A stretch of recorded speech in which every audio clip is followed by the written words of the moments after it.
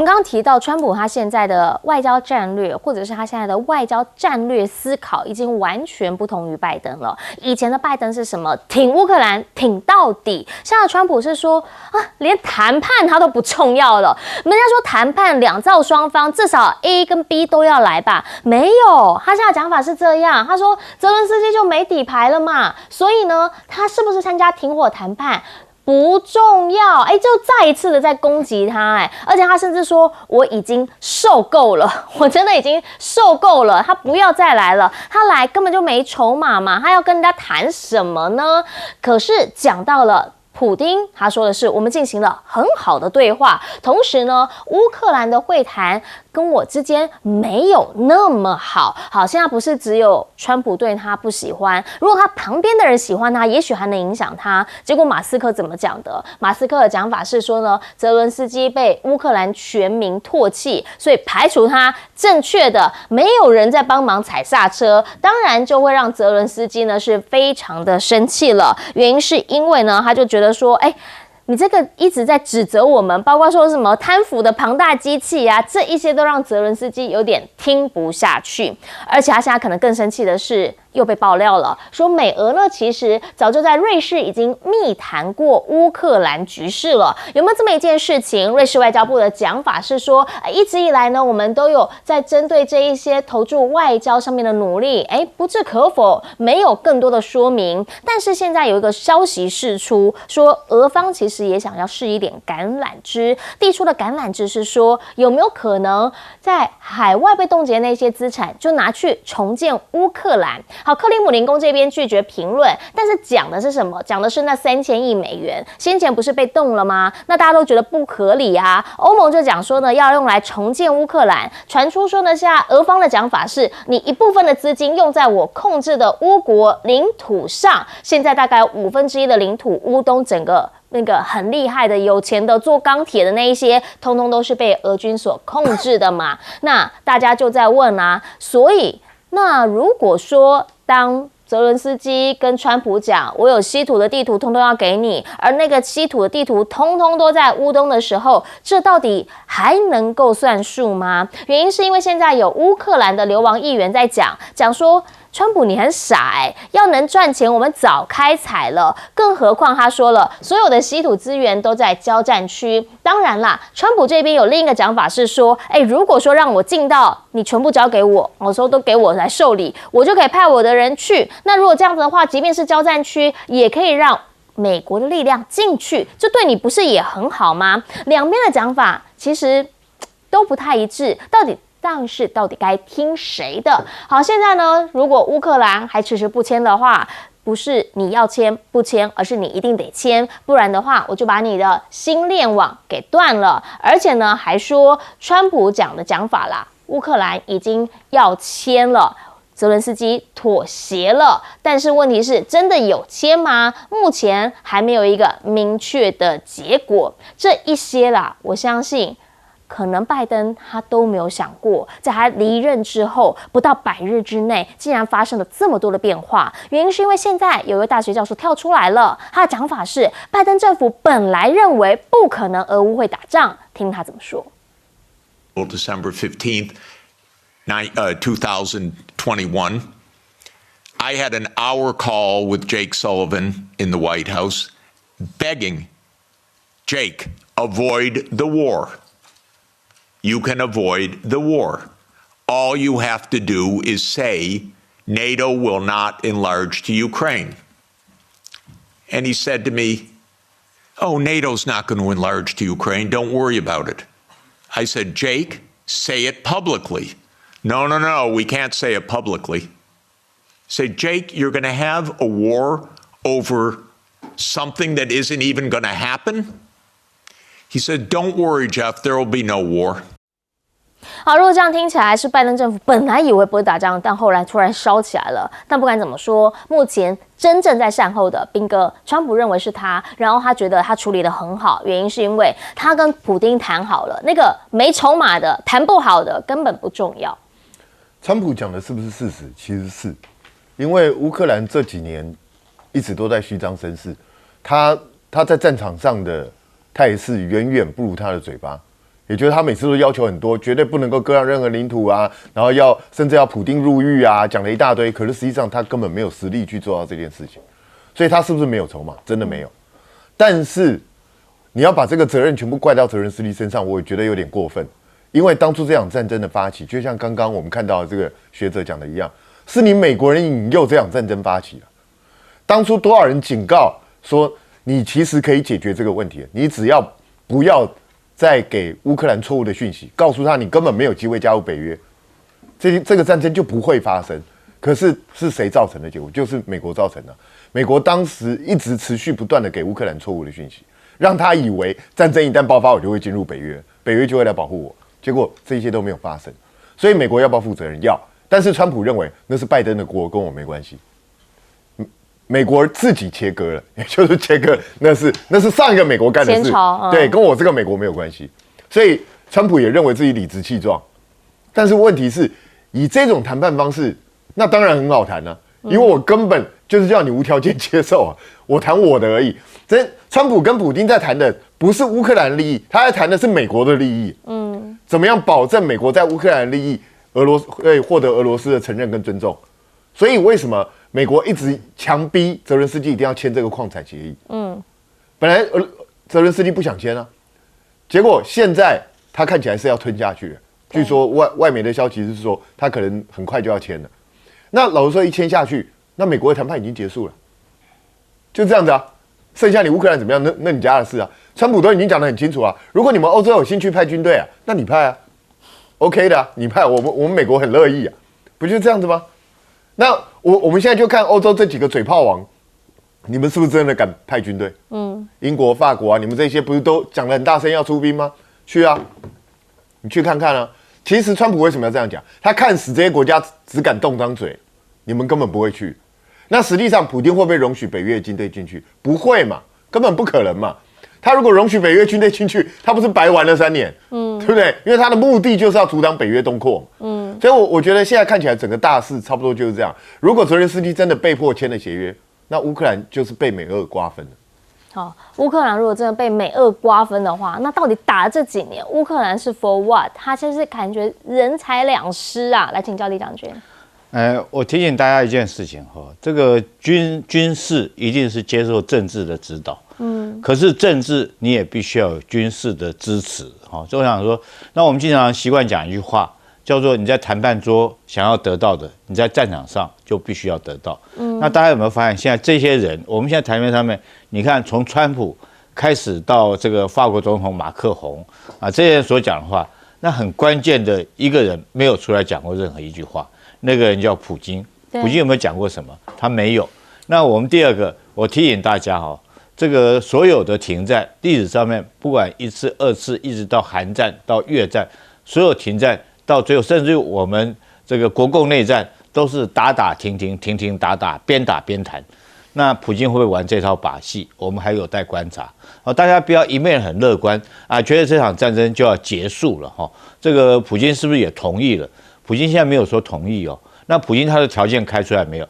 川普的条件开出来了，那普京的条件开出来没有？我们没看到普京现在开的条件。那普京开的条件，他势必会比这个川普所要的条件要多。那我个人认为说，这次来讲的话，我觉得这个普京来讲，他要的不是只是现在这一块，因为就战场来讲的话，很明显，我可以在这边大胆的预言，这个大概在前天哈，这个。在阿拉伯这个美俄之间2个会谈完之后，第2天发生一件事情，就是俄军立刻挥军在库斯科尔那边指向苏美，准备切断库斯科尔的这种补给线。等他切断，我想依照俄军现在攻势还有战场的距离，可能在3月中旬以前就结束这场战争。只要打到苏美，我跟你讲，库斯科尔所有的俄军全部阵亡，就团灭了。这个东西没有什么好那个。那现在来讲的话，法国说要派这个维和部队，我试问一下，你驻军要在哪里？你准备住在乌东的什么位置？你没有地方可以住啊，因为那边是一片平原，唯一能够驻军的位置就是现在乌东我们讲的库皮扬斯克啦、红军村啦、大诺瓦西瓦卡啦、库拉沃霍这一线，大概原来他们经营的据点还可以驻军做维和部队，现在这些全部丢了。那之后你要在哪里这个担任维和部队？所以这是很现实的问题，在这个地方。那不要大家这个美国来讲，我觉得他们现在都跟这个欧洲这些国家仅止于口头上面晃话，就是所谓的这种我们讲空话了哈，并不实际。我提醒大家一件事情：战争的结束绝对没有那么容易的。开战有开战之道，中战有中战之道。试问一下，你现在普京他的中战之道有谁了解？然后战争越打到最后面是越残酷越现实。韩战最后能够划定停火线，是因为在韩战停战的前1个钟头还在上甘岭血战。所以大家不要认为说是嘴巴讲一讲，这场战就可以有机会停掉，因为我们现在不晓得普京要的是什么。是，请教杨老师。依照我的专业跟我实务上的经验，我可以先告诉大家，川普要什么？川普要很快的停火停战，因为这是他的政治承诺。对。那要很快停火停战，绝对谈判桌上不能太多方参与。那因此，乌克兰跟欧洲绝对不会上最重要的谈判桌，他们会让他在一些高层官员或资深官员的这个会议当中去参与。川普要第二个，他要扩大美国的利益。美国在乌克兰的利益，美国在俄罗斯的利益，现在都很清楚了。矿产、贸易、重建，这都有。第三个，川普要什么？川普要改善跟俄罗斯的关系。这个在18号 ，Rubio 跟拉夫罗夫出来他们的他的声明里面的第3点都讲到，战后美俄要加强地缘政治与经济合作。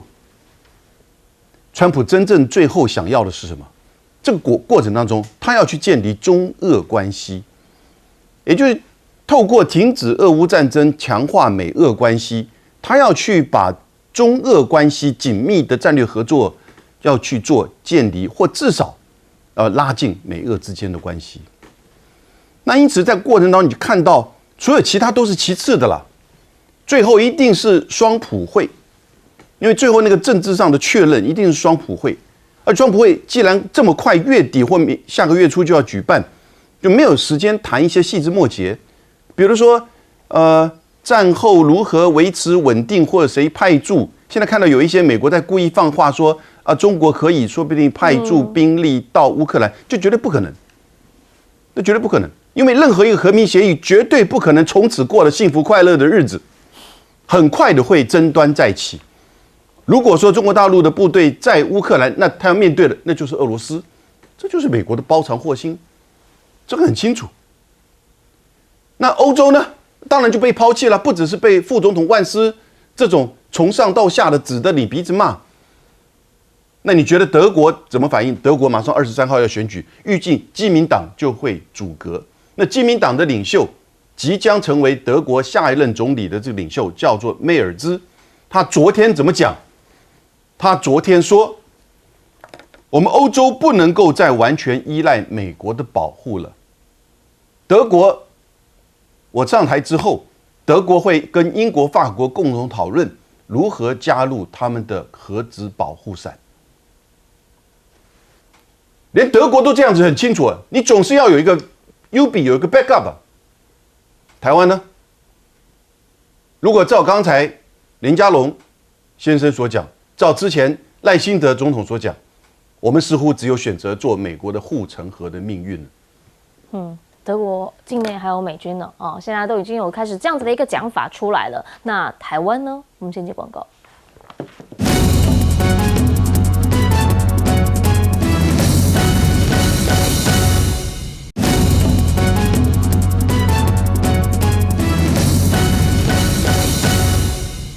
好，带你来看到的是我们呢，现在说阿根廷的总统以前米雷伊叫什么电锯魔人，对吧？结果现在他来到美国，竟然把这个电锯送给了 Elon Musk， 来看看。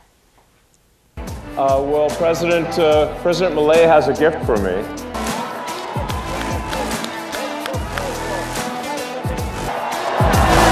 This is the chainsaw for bureaucracy. Chainsaw. 好，当然这个阿根廷的总统啊，之前已经有讲，川普是他偶像嘛，所以川普一当选之后呢，马上又再次来访，还送了个电锯。那个电锯呢，就让马斯克讲说是官僚主义的电锯，原因是因为他现在要再次的开砍了。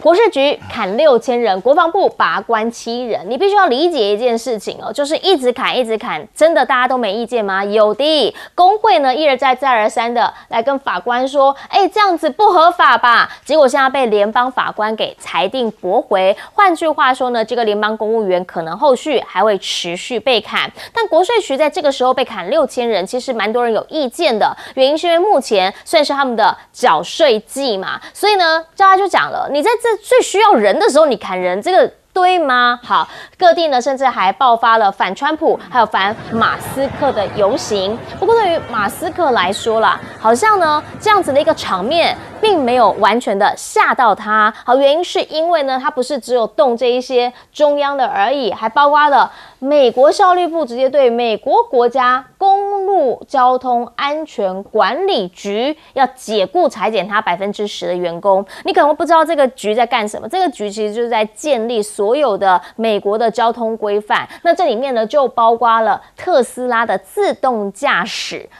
如果说连这个本来应该要来限制他公司的特斯拉的都会被他给下重手的话，大家就开始在讲，哇，现在呢，马斯克是不是真的已经领导了全部的美国的所有行政单位呢？日本现在呢，其实还蛮上道的吗？应该这样讲吗？好，原因是因为你上呢，现在就直接讲了，邀请了特斯拉来投资，要用日产美国的厂房来作为交换。据说这样子的一个提议出来之后呢，他们的股价马上就激励一度大涨11%，甚至现在呢，马斯克也有回应了。马斯克的讲法是什么？他说呢，其实确实啊是有一些兴趣啦，但问题是你要知道哦，我们的核心产品不是车子，我们的核心产品是我们的智慧工厂，也就是呢，它的 AI 这个部分才是真正的重点。日本开始呢跟美国这边有所交往，但跟中方这边绝对不会落下。那美国呢？美国其实也一直以来都有强调，他想跟中方直接互动，不只是习近平跟川普之间，还有什么？美国的财长现在也已经先跟中国的副总理何立峰来进行面对面的视讯。这里头呢，这个副总理他有直接的讲，班森特讲说，我有对于关税啦、贸易限制表达关切。但问题来了，这一些的关切到底有没有可能能够让实现双方变成一个 win-win？ 因为目前知道的就是 iPhone 17受到了关税的威胁，价格可能会涨了。所以呢，对于美国企业来说，很多比如说像 iPhone 就是嘛，它苹果的制造商很多就是这个供应链就是在中方嘛。那如果你全部都要涨的话，就会影响到它。所以库克呢现在就要到白宫跟川普会面，可能想要先了解一下相关的细节。同时呢，川普就讲了，你以为他来这边就只是想要压我吗？没有，我跟他讲一讲之后，你看现在就承诺了嘛，墨西哥厂回美国，这不就是川普在关税之前原先最想要的吗？就是利用关税作为手段，让所有的制造业重新回到美国，让美国呢再一次强大。所以就想要请教一下彬哥啦，如果说这一招真的有用的话，会不会他就不改了？原因是因为他们现在除了2条路嘛，一个呢就是开源增加关税，一个呢就是节流，把人全部砍光光。这个理论上来说，大部分的政府其实都应该要走这个路，也就是很简单的，我相信每个政府里头都有一堆冗员了。那美国政府其实非常严重，所以他们这个方向对不对？方向本身是对，但是当你这样裁的时候，你真的有裁到核心吗？还是你乱裁一通？这个就是问题就是你是真的把冗员裁掉了，还是裁错人？像之前就发生一个事情啊，他把一些防疫相关的人都裁了。然后结果现在疫情发生了，他们不知道怎么处理，所以现在而且你还不能直接回聘你现在还要再研究怎么样把这些人搞回来，所以这个就是麻烦的事情啊。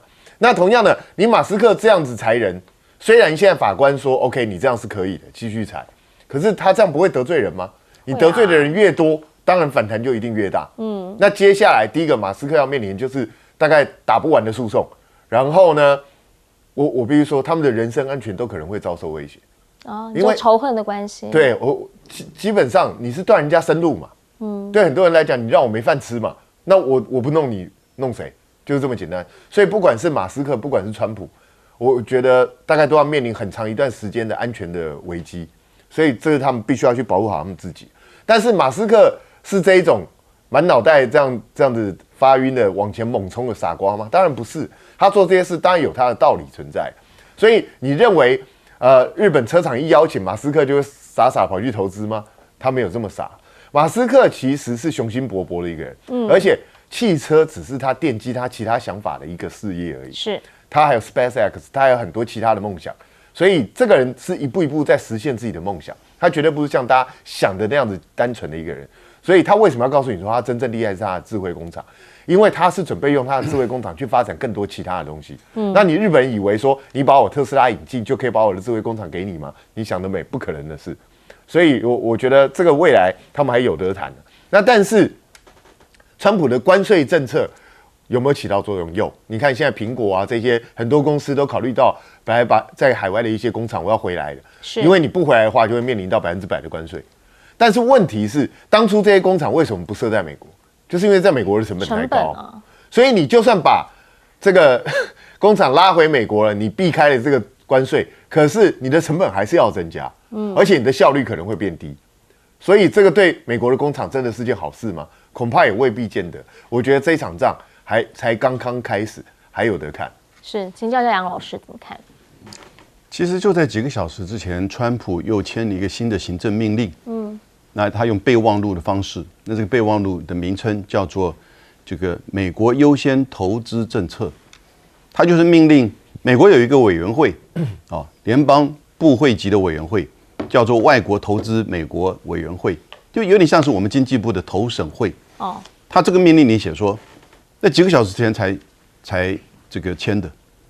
所有来自于中国大陆对于美国的科技，重要关键产业，然后呢，医疗、农业、能源，甚至矿产的投资或并购、购买行为要严格审查，不可以让中国偷窃美国的科技、技术、关键产业的制造能力。叭叭叭讲了一些，well， 好吧，那我去查了一下，你知道现在中国大陆在对于2022年，这是2023的数字，对于美国的投资已经从2016年的5000亿美金掉到只剩50亿，剩下多少？1/10。然后呢，中国大陆拥有美国多少，不管是这个国营企业还是个人美国的多少土地？40万公亩，可是大概在美国只有全部的3%的土地，就公有土地以外，私人土地的3%被外国人所拥有，而这个3%大概是4000万英亩，所以中国大陆占外国人在美国拥有土地的1%，所以都没有多少。尤其经过这个贸易战、科技战，你觉得它还有这么大的投资？但这个布局是为什么？一定是接下来要出大招，因为这是一种话术，这是一种宣传，这也是一种可能针对性的，也接下来一种布局。那我必须要讲，其实像是苹果这个问题美国以前做过同样的事情，洗衣机，2018年的3月到2023年的3月，5年，这也是川普的洗衣机，进口的洗衣机科20%到50%的税，刚开始20%，后来50%，总共这5年，川普政府收了大概联邦政府收了8亿的关税。但人民因为洗衣机涨价，后来涨到34%，多付出15亿美元去购买，在这段期间购买洗衣机。那有没有引来外来投资？有 ，LG 跟三星在2个州设了洗衣机厂，1800个工作机会。如果15亿人民多付15亿，为了增加这1800个工作机会，一个工作机会80万，完全划不来。2023年3月，这个洗衣机的关税取消掉之后，洗衣机价格马上降。各位，你不要忘记你买洗衣机来买干衣机啊，那干衣机价格也上涨。美国厂商，你既然外国的竞争变这个难了，美国的厂商应该是降价或维持原价，美国的厂商照涨价。所以看你从什么角度看。如果你今天从政府的角度看，有投资，有工作机会啊，我有关税收入啊，但对不起，那是整个美国社会、美国人的共同付出的代价，而且只有洗衣机他才敢那么做，而且刚开始的是20%。你说 Apple、iPhone 100%，你不要听他那边胡扯。我跟你讲，他现在对加拿大跟墨西哥都不敢磕25%，还得了？这3个国家的贸易加在一起，如果通通磕25%，因为加拿大跟墨西哥也会回敬你25%，那基本上是经济大乱了。哦，但是加拿大跟墨西哥知道你大概有所求，哦，所以就先跟你硬的，然后呢，稍微在边境问题上我附和你一下。现在马上3月4号这个延迟1个月时间就到了，我预测一定会再延迟1个月或一段时间。哦，然后呢，大门再谈，可能再谈双方的协议，这就是川普谈判交易的这种策略。那所以呢，这些国家其实经过了，都眼睁睁看到中国跟美国这个贸易战，那都学会。哦，那中国学的当然是最厉害的，但是呢，现在在准备美国可能接下来对中国大陆真正的川普2.0，虽然对全球，但是它主要的矛头还是对着中国大陆。好，毕竟4月的时候会有更进一步的这些政策会出手嘛。来请教一下厉将军。我觉得美国这个现在这个在外面逆差会这么大，有3个原因。第一个是美国人太有钱了，第二个来讲他爱花钱了，那第3个原因是他太懒惰了。第一个我要讲，为什么说他太有钱？因为他可以随便印钞票啊，所以钞票一印他就有钱了。他靠着他美元，对不对？靠着他美金，他可以这个我们知道他 QE 无限量的到处印钞票，所以他有钱。有钱，他老百姓就很爱花钱。你看美国人消费习惯好像跟其他国家确实是不一样，他就很爱买，你知道，他有时候这个东西用没多久，像很多我们不要讲别的，像我们台湾很多的这个所谓的水货进来的汽车来讲的话，都是美国开个1-2万公里他就不要了，他就淘汰，那时间到了他就不要，他淘汰出来，所以美国人太爱花钱了。然后第3个，他太懒惰了。应该他们自己去做的事情，他不去做，他叫外国人去做，到国外去生产，所以很多美国的企业就到国外去投资、去设厂，然后把东西卖回美国来。所以你这种国家，你这种民族个性，你怎么会不逆差那么大？所以随着这个状况逆差越来越大，那川普当然在这方面来讲的话，要想办法平衡逆差哈。可是你靠关税来平衡逆差，我觉得不可能。那大家都知道，这个关税有很多的每一样的你要去细算，有些是你自己美国本身需要，然后这些产品是无可替代的，譬如说晶片它就无可替代嘛，譬如说中国的义乌产品你就无可替代嘛，你就非要跟义乌买嘛，然后在这种状况下你要不要买？那如果说是你这个跟拿个机关枪，对不对？无差别的扫射，所有的项目，所有国家全部乱打的话，那下场只有一个，就是你自己国家通货膨胀。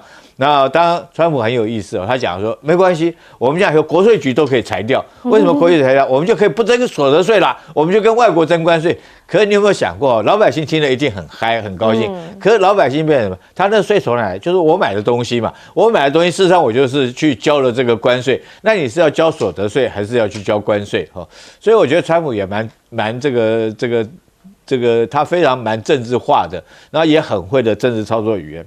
那我讲马斯克，其实马斯克来讲的话，我觉得他很多的这种政治操作可能别人看不出来，但你回头去看他很多例子，譬如我举个例子来讲的话，那他的 SpaceX 跟波音的太空船，那时候太空船2个太空人在天空，那时候他能够去救，为什么不去救呢？他就不去救，因为那时候拜登还在当总统，他就等到拜登下来以后，他现在上去救了，那是不是很明显的在帮川普做人情？你有这个能力，那时候你为什么不做？那时候说不上去救了，结果也很好笑。他因为我们太空服不一样，所以我们这个 SpaceX 的太空服跟波音的太空服不相容。那现在来讲，按照这个他要把这个美国的汽车这个交通安全部裁掉，是不是有图利他自己？另外还有一个图利他自己很明显的，他把 NASA 裁掉。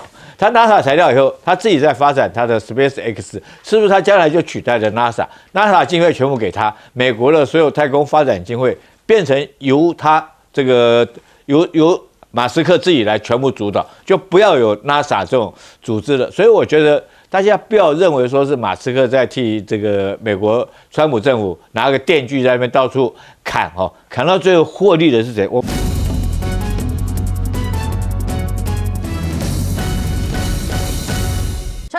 要什么，他跟全球开战都没有在怕的，所以他还有这是吹嘘吗？但因为真的是吹嘘有点过了头，他公开讲的，我上任后第一句话就是，任何金砖国家只要提及要摧毁美元，就是他们美元之外的金融秩序要建立来取代美元这件事情，他就要面临150%的关税，金砖国家就会瓦解了 ，broke up。结果呢，现在瓦解了吗？美元就因此不会被取代吗？那川普签署的备忘录里面一大堆林林总总，其中也加强 CFIUS 的监管要限制什么呢？中国大陆在美国的战略领域的投资要限制。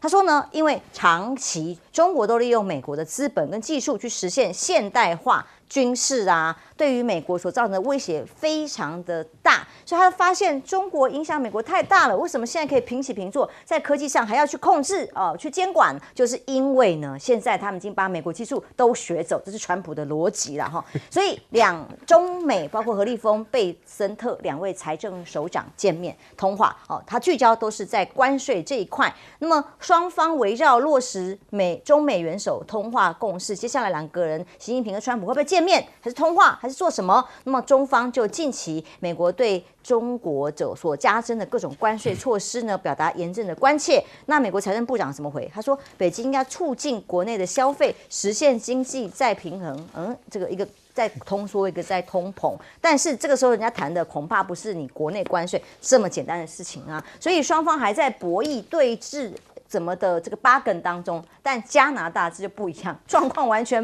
没得博弈，没得对峙吗？是民众加拿大人完全彻底被川普激怒。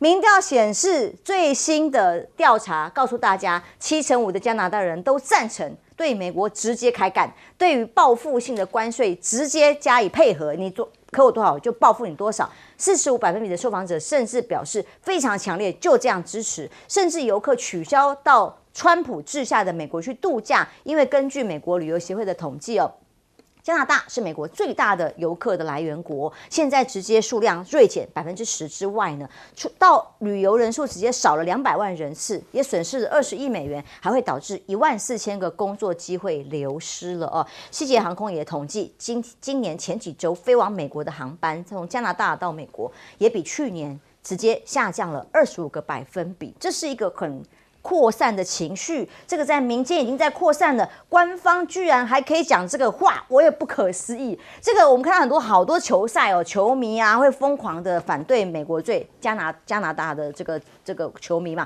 结果美国白宫发言人对于一个冰球比赛公开讲什么话，我们听听他的谈话。Is the president watching for the goals or for the fight? Probably both. I think he's watching for the United States to win tonight. So he looks forward to watching the game tonight, and we look forward to the United States beating our soon-to-be 51st state, Canada.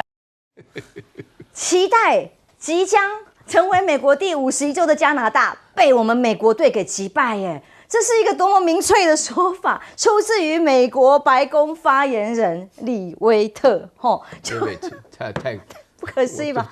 太不可思议！这已经到这样的程度了。一般就是球迷互相还有运动家精神啊，互相呛而已。然后当记者问说你是比较希望打架还是这个进球，他居然白宫发言人说都有，你打架也要进球，这是美国现在的态度，姿态之高，甚至戏谑嘲讽。所以加拿大总理杜鲁道他庆祝冰球胜美国，因为最后好像还是2-1吧，3-2最后是加拿大胜了嘛。那他呛川普你无法夺取我们国球国际这是我们的国际就重点的，像我们棒球一样，他们的重点是冰球，也只能喊他群情激愤。对，这个输球本来只是运动场上的输，但对现在加拿大来讲，输球是国家的尊严呢。51州发言人都可以讲得出来。好，所以当欧盟呢？剑指欧盟，这是川普其中一个重要的关税措施之一，但到底用到什么程度？其中这个跨境数位税法国、西班牙、加拿大这些国家都陆续针对美国科技寄出了这样的税，因为它有这个垄断各种的平台都是他们说了算的这样的原因，所以这些大型科技公司为了避税呢，川普说现在不行，采取关税报复你们对我科技公司瞌睡，我也对你瞌睡，这代表科技公司对他抱怨嘛？他对这件事情很关注。而美国内部呢，现在也呈现到底是一致的觉得经济要欣欣向荣了呢，还是更多的混乱也持续发生？海湖庄园协议吗？对于国债的问题，川普一再提及，就是要把美国的债务太多了，一定要把它解决，所以才要裁员嘛，才要减政府部门嘛。但现在外国投资人持续有美债总额持续要减少，用什么方法？传言要强制美国的外国债权人把所有的国债期限成为超长期债券，就是因为我要100年才还你嘛，我不知道多久，把你的债券也许是5年，也许3年，把你延长，无限期的延长会有多长不知道，也借此来减轻美国债务的负担嘛。这当然市场传闻，但引起了很大的这个震荡。会不会这样做？他还没有亲口说，但美国国税局这是直接说的了哦，已经要被迫由马斯克这里执行，要裁员6000人。现在正是报税季节，为什么国会山庄哇，这看来绵延不绝的，外面的那么多人的抗议群众都写着反对川普的牌子，太多人都可能被裁员了，还有各种不同的价值，反正他百箭齐发哦。那他们抗议的是谁？川普跟马斯克要游行，包括这些被裁的人。现在在报税期间，可是一般民众会觉得，如果报税的国税局人被裁，我可以不用缴税吗？我不知道，民意想法一定非常的极端。但同时还有个最新消息，川普开除了参谋首长联席主席，他是布朗。纽约时报分析，这个动作是为了要川普长期以来的主张，认为军方领导阶层被多元化政策，就是性别嘛。严重拖累，失去肩负战斗角色应有的愿景，不符合美国优先，所以该砍都砍，管你多大，反正我全部想砍就把你砍掉了。帅将军，你要知道，川普他很多作为让你看起来就说哇，怎么这么波澜壮阔啊，目标这么大，但是你要晓得，川普只有4年。他非要这样做，明年其中选举严格来讲也没那么长。但你就站在为美国的利益来讲，他做的并没有错，算得蛮精准的。美国 great again 怎么 great？ 就是要经济发展，有钱嘛，有钱就有国防，就有军事。你要维持霸权，你就要有钱。那钱怎么来？我讲嘛，2条路嘛，开源节流嘛。开源怎么样？全世界收关税的钱。全世界收保护费，你不交钱我就不保护你，对吧？节流呢，砍政府预算呢，因为共和党的主张是小政府，他也认为美国这个实体政府已经贪腐得一塌糊涂，最近挖出来不知道多少不可思议的问题，当然要砍，你砍就有反对的声浪嘛。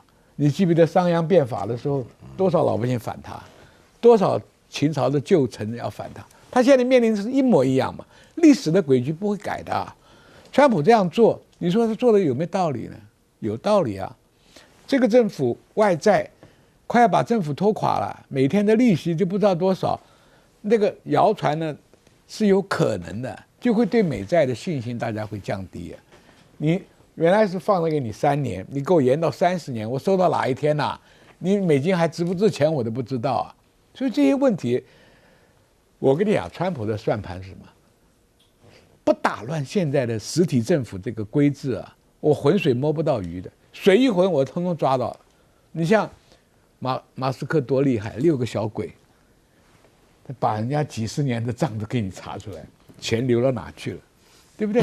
所以他这个东西，老百姓有的人是支持他的哦。我们缴了这么多的税金，结果是这样子浪费的。但是后遗症又来了，你今天跟人家打关税，农产品的农民最担心呢，因为美国的农民一家都有好几百亩地、上千亩地，用机器耕种的，他有时候谷仓都满了。我有时候问美国朋友，问他你们为什么不救济非洲的那个难民？他说我运出去的钱比我的谷子还贵啊，你知道吧？那今天关税一打，中国是大客户哎。以前台湾还有采购团呢，都是客户啊，所以这个问题啊，川普面临的反弹，我认为他还是会坚持下去。反正这个东西，他不是傻瓜，他是标准的商人了。你看对加沙的态度，把通通铲平，我开发黄金海岸，地产商嘛，地产商嘛，不得了。他现在对乌克兰何尝不是？哎，乌克兰现在的状况是什么？地面上的东西，火车站了、铁路了、捷运了，是黑石公司 BlackRock 公司收购了。乌克兰刚刚袁教授讲的黑土的这个土地，你知道谁在管？孟山都在管。对，孟山都是管种子的，对，卖种子，卖种子的。他这个土地拿到，他能种多少东西？现在川普说地上东西已经买完了，地下的我也要啊。对啊，把你挖空了。哎，上山下海全部在收钱呢。所以你说川普的作为，真的拿商人的思维来看，一点错都没有。岳老师呢？怎么看这个美国对于加拿大的羞辱已经到了极致？我跟你讲啊，我留学的时候最好的朋友啊，就是个加拿大的乌克兰人啊，叫 David 啊，他非常双重惨，对 David 双重惨。但是我跟你讲啊，加拿大的国球就是 ice hockey， 对，就是冰球，这个大家要知道啊。我跟你讲，昨天的结果啊，这事前有 Levitt 他这个一个讲法以后啊，加拿大人啊，这个群情愤慨，他们这个打球地的在加拿大蒙特楼啊，对不对？所以说在这种情况下哈。那个杜鲁道啊，原来都积极不保，都快下台了，突然变成大家的最爱，跟每一个人都抱起来了。而且那个是悬疑啊！延长赛的过程当中，你有没有看那个比赛？最后我看那个画面啊，就是一球一个反过射，一勾球进去以后，因为这个比赛开始，冰球有一个非常大的特点是允许打架的，对，允许打架，而且打的真的就是允许的啊，允许打架，允许打架，然后裁判不能管，非常粗暴，就非常非常粗暴，除非倒到地上的话才要拉开，否则就是这样的，只要不倒。所以说那个加拿大一开始9秒钟打了3架，全部都是超大型，那个大概有200公斤的人在那互干了啊！就我觉得加拿大这次终于表现出国家的气魄，终于表现出来了。因为事情被羞辱太惨了。我跟你讲啊，我强调，首先是杜鲁道本身受到加拿大人的欢迎啊，因为他本身来讲，然后第二，大家要知道加拿大怎么来的。你说加拿大怎么来的？我告诉大家一件事情：1776年美国独立的时候，所有支持英国的英国移民全部往北跑啊，就是说不愿意接受变成一个新的共和国，愿意接受女王或者接受国王的这个人叫加拿大人。所以加拿大没有国民啊，它是英国的一部分，是 Commonwealth 的一部分，没有说 Republic of Canada or Kingdom of Canada， 就是加拿大，它是一个 territory。啊，它是一个地域，所以说加拿大人本身就是有个反美的骨气。然后第三点，我看那个冰球赛的时候啊，我去加拿大好几次啊，我到蒙特罗去的，我到温哥华去的时候，看到全是华人，对不对？昨天我没有看到一个黑人，也没看到一个华人，全部都是加拿大人。对，我跟你讲，这个冰球本身所展现出来的国家的意识、国家的意义啊，尤其是Levitt讲这种话，因为Levitt是标准的那种，好像美国的这化妆化得很浓，长得很漂亮，脑袋没什么大脑的那种感觉的人啊。他讲这种话来讲说，就是很快就会变成我们第51州的加拿大，而且还要羞辱。你想想看，这种羞辱自己，你羞辱乌克兰就可以了啊！你在羞辱加拿大，那开玩笑，加拿大怎么受得了？那在这种情况之下的话，那加拿大昨天的话刚好赢了，而且是延长赛，一进去以后就结束了。一结束以后，哇，全部都是哭的抱在一起。为什么呢？我跟你讲哈，那个川普本身的搞法就是让整个世界大乱，通通都是用你自己的强权要。被人家正确，我现在才突然了解美国人怎么生活过这么好。那么可以领失业保险、领社会救济，领到180几岁，什么还有好几百万人在领这个钱，360岁人也在领。美国还没有独立，他就已经开始在领钱了，开什么玩笑？你这个出现了一个非常有趣的现象，美国人都是靠印钱啊，现在没办法还了，因为马斯克讲说美国人受不了，美国人不做事，一年光利息要还1兆美元，你开玩笑他怎么还得了？美国这个国家迟早要垮的，马上就要垮了。是教授，到底现在这个美国的社会是越来越觉得有信心，经济要复苏，可以抢其他国家的钱吗？那还是很对立，很多的乱跟忧虑。的确，现在民调数字也是，其他抗议的人士也是非常的极端跟冲突。我觉得还是很分裂的哈。我们记得哈，川普1.0的时候，当时他刚胜选，2016年底，当时《时代》杂志的年度风云人物跟这次一样，就是川普，但他下面有个很小的字才是重点。他说，川普是美利坚分众国的总统，已经不是合众国，代表是他是个分裂社会，经过选举选出来的总统。那是2016年到现在，其实美国我觉得对立、政治激化的状况一点都没有任何的缓解。但现在川普，因为他做的很多事情，我觉得他是2把刀了，一把刀是挥向国内，就透过马斯克说大改革、大刀阔斧，要砍关联邦机构，要省钱省预算，要政府越小越有效率越好。这里面一定会得罪很多的既得利益团体。所以这个是一个。第二呢，是他的刀是挥向国际社会，而且跟过去美国不同，他比较不分亲疏，也没有太多的敌我，基本上是普遍是一视同仁的打击。那这一点其实加拿大被打到了，我们好难想象现在美国跟加拿大会并临到这种状况。这个白宫发言人大家不要小看他其实是非常得共和党支持者的欢心的。有好多的共和党籍的政治人物说他表现非常好，够年轻，逻辑清晰，反应敏捷。我也看到了很多这个报道。对，所以当他这样讲，这当然是有点戏谑加拿大。但是一般我们过去在这个发言系统，如果这样讲话，可能会视为是一种你发言尺度有问题失误了。但是大家要知道，这是川普。但共和党说爽。因为大家对川普的发言的尺度是比较宽容的。对，因为这是川普1.0的时候给大家的一个启发，就是假设你是好学生的倾向，那你是动辄其咎啊，你发言不要讲这么大的事情，只要有点讲错话，或是得罪了一些事情，或是违背了所谓的政治正确，都要出来道歉。可是因为川普就是那个不是普通的好学生，所以他讲话的宽容度本来就是大开大合，大家对他的容忍度会自动放大到好多倍，包括对他的发言体系。老大比这个还严，那老二随便讲讲也无所谓。谓。所以这就是川普。那我再补充一个，就是说会不会有反扑？我觉得美国民意，但是川普打了预防针啊，他的很多政策他都说跟大家讲说会短痛。但是长久而言会有美好的果实，甚至以后你们可以不用缴税了，包括关税大家可能物价会提升包括你要砍一些人，破了一些人的饭碗，大家会有些反弹，但是相信我们会有好的日子。我相信到目前为止，因为他才刚上任，他的核心支持者还是给他一个期待，而且一般普遍社会上，即便是反对他人40-50%，但是他的蜜月期我觉得还没有过，才1个月就已经做了多少事，好像目不暇接的感觉。民调50几啊，是好，所以的确来看看，那川普对于中国大陆的关系呢，仍然是一个对抗角力跟选前至少完全全面抗中有一些微调跟不一样。那么在科技当然是 AI 的角力的重中之重，美国说要准备禁止中国人进国家实验室理由是因为他们呢可能是有这个偷走了整代人技术的问题。川普还指出，接下来苹果执行长库克已经承诺要投资美国上千亿美元，双倍去扩大美国的电力供应，因为电力就是 AI 的关键。看到这个就想到台湾，好吧。那中美在 AI 竞赛比赛是比赛什么的呢？我们光这个网络上这个讨论说的这个说法，非常的精辟。他认为，为什么 OpenAI 跟 XAI 的中文能力这么好？因为是美国搞大模型的也是中国人啊，所以标语叫做“在美国的中国人，正在对抗在华的中国人吗？”看看马斯克所开的这个记者会，宣布新的这个技术，中间坐2位是谁？华裔的人士啊，成为他的 C 位是最关键核心的技术人才。所以呢，《纽约时报》报道，在培养新一代 AI 科学家的方面，中国大陆已经开始领先。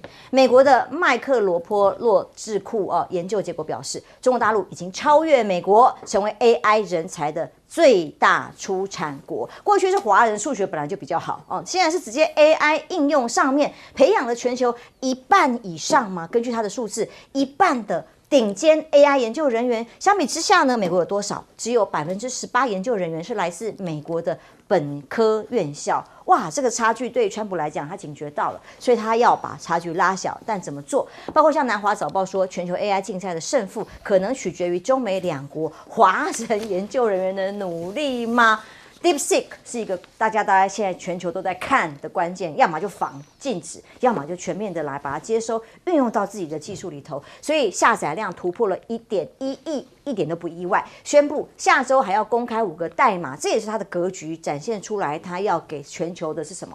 这比较像过去美国的做法，人类文明啊，开放 source 啊，是要分享研究成果的。这个数据显示，这个所谓5个代码库的意思就是开放，让大家共同来运用一个未来人类共享的 AI 技术。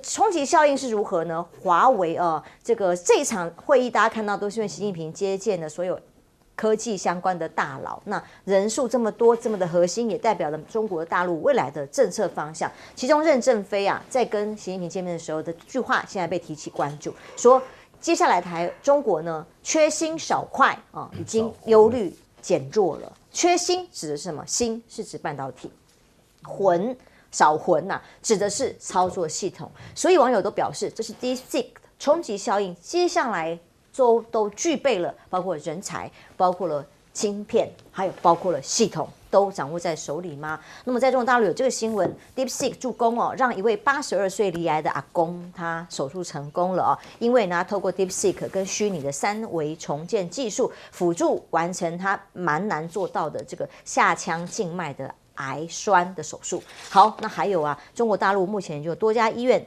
把DeepSeek 纳入整个系统里头做接轨，这个接轨呢，让整个系统可以自动的识别病历当中万一有术语错误，因为这是病历医生手写常常我们都看不懂，就算他打字进去，我们怎么会知道？但 DeepSeek 可以它可以帮医生除错、逻辑漏洞、格式，然后看病的效率就会因此更高了吗？那么还有这个 AI 机器人的技术已经从外太空到地底下嘛，在中国大陆的太空站。首个在舱内执行任务的机器人实验来啦！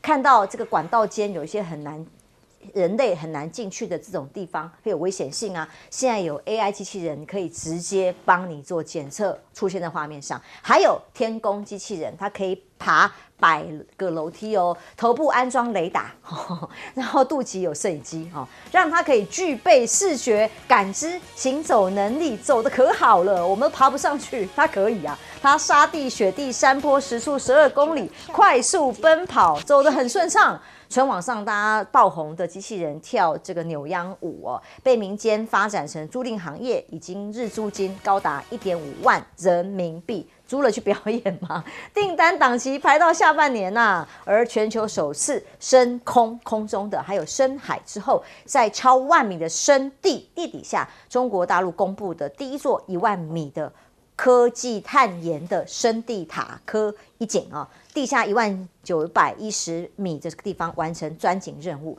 那么成为亚洲第一、世界第2的垂深井。接下来，所谓把科技这个油料的饭碗捧在手上，是因为接下来这个新的标本就在地下1万米发现了。接下来碳产油各种的做法啦，已经成为中国大陆可以在能源自主、自己开采的一个重要的关键。将军，科技、AI、机器人，全球的科技对抗持续进行。想想看造成主持人讲了这么多现象，最根本的原因是什么？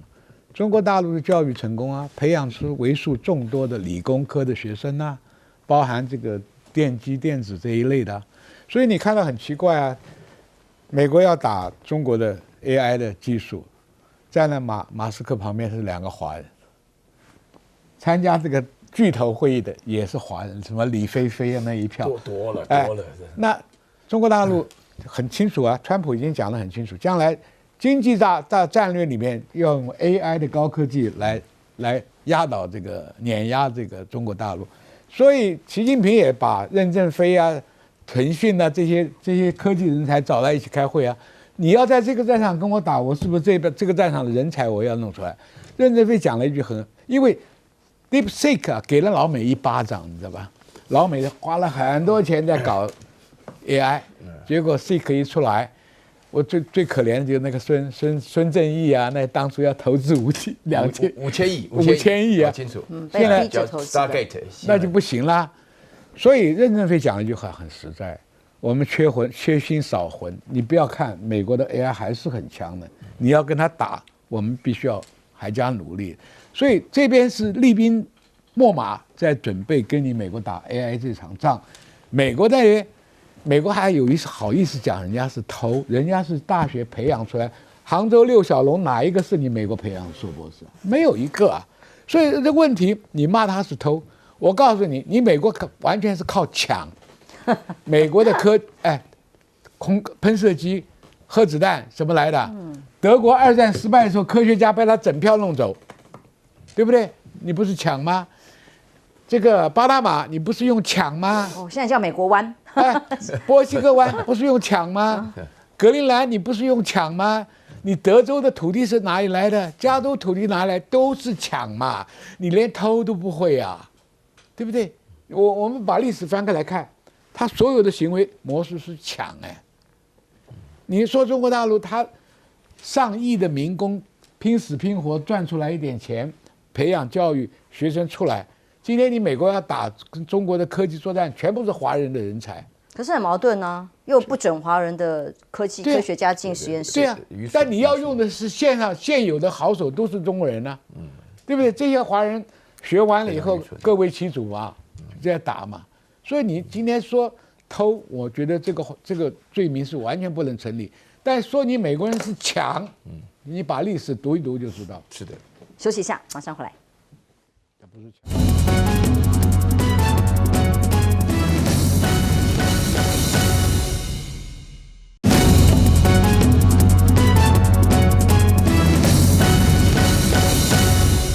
中美科技上面要做竞争，华人的科学家成为一个非常关键的因素。什么叫做偷了整整一代人呢？我跟你讲，我刚好在我的印象当中啊，我们这一代人为了学科技的话呢，大多数人全部都牺牲了，我们都没有机会学微积分了，因为我们数学不够好，全部降下来啊，我们通通去读电机了。我们一整代人呢学这个科技啊，大陆跟我们的这个教育制度是很类似的。我这几天上课还对我的学生讲啊，我们的教育为什么要改革？外国人都觉得我们教育特别厉害，我们本身我从小到大哈，我们不用偷啊，我的印象当中，我所有的朋友读书比我差多了，只要一到美国，哇，就是全州的数学冠军的，哎，然后我说你怎么这么厉害啊？他说我也不知道啊，反正基本上我们是拿高中的程度在那边。我们是美国人的高中程度，在我们这边读小孩的数学啊。我说句良心话，因为大家都会发觉，长我这个样的人特别骄傲。我们这个样的人对美国来讲，就是有数学头脑，你知道吗？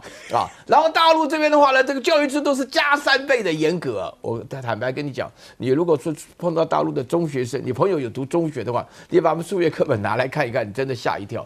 因为大陆这边的数学对于理工的要求，我自己碰到几个哈工大的、哈尔滨工业大学的、西北工业大学的，他们基本上对于科技的诉求非常严谨啊，所以我今天坦白讲，我今天长这个样子，我从来没有这么骄傲过。因为我在欧洲住的时候，总会觉得说，我们长得好像不如他们这个女生啊，他们女生是瘦高细白的啊，男生的话呢，金发蓝眼很漂亮。现在突然发觉，所有搞科技的，所有搞未来的，所有搞发展的，通通都是我们这个样子。我跟你讲，美国本身如果没有华人，我觉得非常高兴。美国用这种政策，因为啊，大家都知道美国为什么科技这么强，因为美国的法宝是 H1B 啊。什么叫 H1B？ 工作签证啊。美国用的 H1B 工作签证，再加上美国梦，你随便你厉害的，你就来过来啊。印度人的话英文好，这华人非常好用啊，英文又不好。像我这边讲的照片当中那个王星星啊，宇树科技的 CEO 啊，他讲说，哎，你这么厉害的人才，为什么没有到美国？英文不好，英文非常烂。所以你从这个角度的话，你可以看得出来，就是说美国长期是美国偷了我们中国的所有的科技人才啊。我们只有少数的郑稼先啊、钱学森啊这种人，他们有一种强烈的民族气节，认为说中国不能够再弱下去了，一定要回来报效祖国，他们才会有这种成就啊。那这种人当然太少了。可是今天的话啊，你教这个这个什么梁文峰啊，或者说是这个王星星啊，叫他们到美国去，请他们都不要去，他们的前途都是留在中国发展。所以说中国被美国偷的科技人才，才会出现美国今天的发展。而美国现在还说要把这个华人的面孔赶出实验室，这影响会有多么巨大？很好，非常好，马上来，非常好。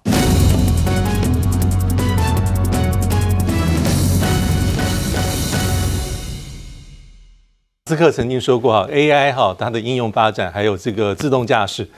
第3个是人形机器人，就是未来的重中之重哈。目前大家来说是应该也是美中之间竞争的一个主要的关键哈。以马斯克而言，他这个特斯拉机器人应该是今年应该会有一些小量的生产，那预计明年大概是5万啊，会有5万个这个投入量产，那后年大概5万到50万了。那他当然讲的，你可能说是有点像画大饼，但是应该也就是大的一个趋势哈，因为这里面是要集合很多的一个这个人才。